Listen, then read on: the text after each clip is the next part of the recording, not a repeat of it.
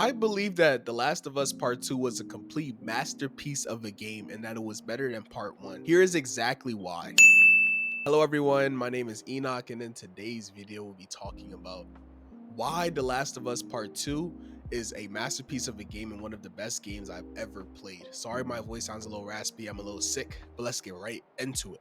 I just finished playing The Last of Us Part 2 last night at the time I'm writing this, so this may be a little bit of recency bias, I'm not even gonna lie. The first thing I wanted to talk about, since it's the most recent, is the ending. I personally believe the ending was beautiful. As much as part of me dislikes it, I feel like it was a lesson to be taught. Revenge isn't always the answer. The entire game, I was on Ellie's side for revenge, but by the end of the game, I really understood that was the correct ending to have. There was actually no real benefit to Ellie killing Abby by that point, to be honest. Abby had been tortured in prison and she was weak and the only thing she cared about was Lev. If Ellie were to have killed Abby, that would just be ruining another life. I'm not 100% sure, but assuming Ellie also lost Dina for good, she's completely on her own by this point at the end of the game. I really respect how Ellie was finally able to move on with her life, still caring for Joel, but not by being consumed in all the drama still. I definitely don't blame Dina for leaving. It's very understandable and realistic. Ellie let Tommy refill her desire for revenge and that ultimately screwed her. Abby would have died at the camp if Ellie just stayed at home with Dina, which that's an ending I also don't agree with, because I feel like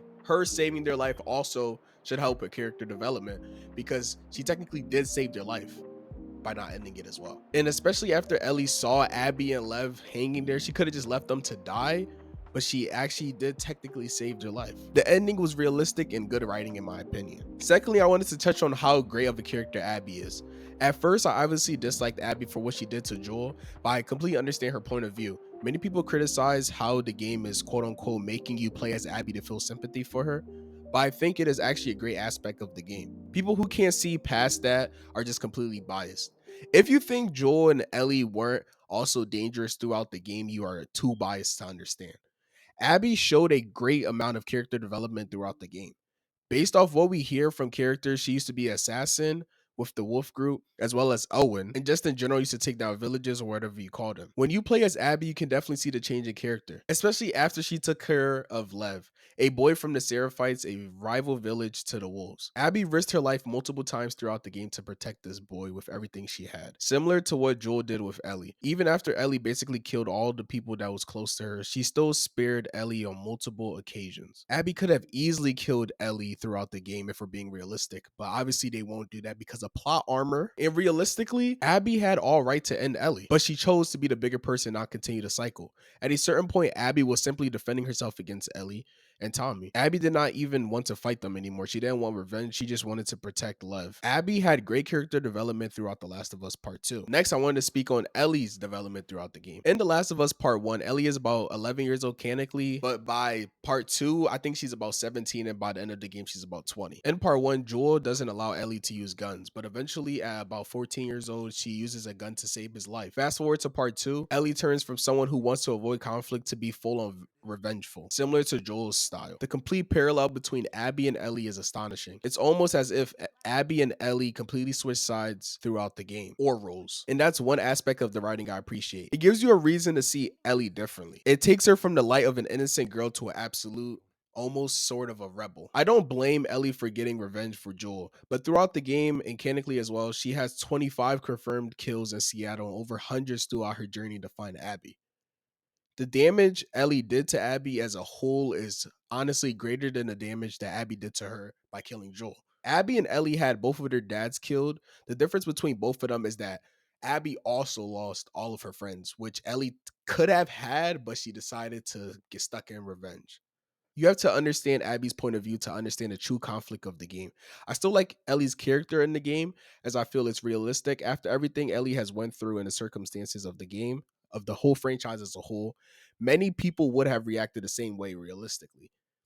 That's a lot of trauma to have. By the end of the game, Ellie has basically lost all of her connections. This ending is very realistic, as people around her saw the rage she had, and people did lose their lives coming with her.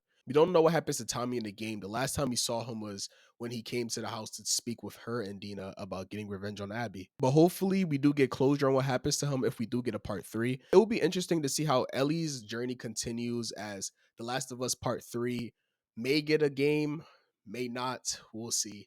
But that'll be interesting to see. The next part I wanted to talk about was side characters. The first person I wanted to talk about is Tommy. If you don't know who Tommy is, I don't know how you couldn't know who he is if you played the game or watched the game, but Tommy is Joel's little brother. Tommy wasn't exactly like Joel.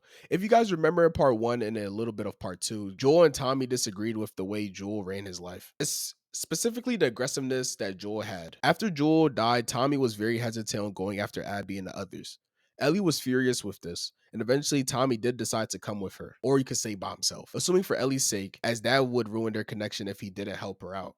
Tommy went from being hesitant to arguably the main drive to the attack on Abby. Tommy completely by himself went through the Wolf's base and killed plenty of people. And he also came close to killing Abby on multiple occasions. And Tommy did kill Manny, the guy who spit on Joel and called him a B word after Abby tortured him, which I honestly found very satisfying because I disliked Manny a lot. I could feel for Abby, but Manny, he was just there to be pure ruthless. I never liked him at all. Dina in the stories honestly reminds me of Katja from The Walking Dead for me. She didn't seem like the violent type, but she did what she needed to do to help Ellie. Besides having an intimate relationship with Ellie, she didn't do much in the game that stands out to me. Owen, who was Abby's lover, I liked Owen because he was one of the candidates that wanted to search for a life outside of violence. He did play a huge role in the game as he was someone who motivated the attack to get Joel. He since realized that the damage it caused, which led to his change of character. There isn't much to say about Jesse, honestly. He was a simple character. He mentioned that he looked up to Joel, which was his motivation to help. It was nice to see that someone saw the good in Joel. He did then come to a quick death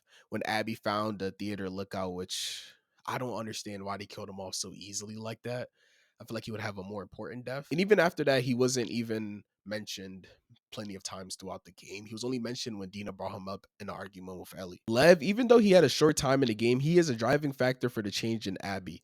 This is showcased when he was able to get Abby to not murder pregnant Dina in the fight at the theater. If Abby was alone or if someone else, she would have definitely killed Dina, which then would have led to a crazy change of events by the end of the game. I liked how side characters played a role within the game and had changes that you have to pay attention to and actually see their impact. The final aspects I wanted to talk about is the gameplay and plot. I do agree that part one had a better plot and was easier to understand than part two. But in terms of gameplay, part two was miles ahead. Miles might be a exaggeration, but part two had amazing graphics. I never played any other Naughty Dog games, but based off both of the Last of Us games, the graphics were incredible. High levels of detail and facial expressions. The only bad thing is I play on PC and the PC version of the game was pretty buggy at times. I won't even lie. Like literally sometimes I would have to restart a checkpoint because the game didn't load in whatsoever, or like invisible doors and other things. The game mechanics was improved as well in part two.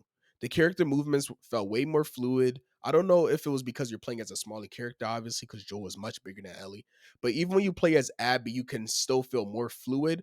And there was also more guns in the game and more weapons and more animations, which made the gameplay much better than part one. I know you guys have all seen the speedrunners on TikTok, the people that sweat with Ellie throughout the game. And the gameplay just looks great. I can't even lie, even though I can't do it myself, but it looks amazing. Overall, I believe that The Last of Us Part 2 was a better overall game than The Last of Us Part 1. Feel free to leave your thoughts down below. I hope you guys enjoyed this video. Please like, subscribe, and comment for more videos from me. It's Enoch out. See y'all in the next one. Peace out.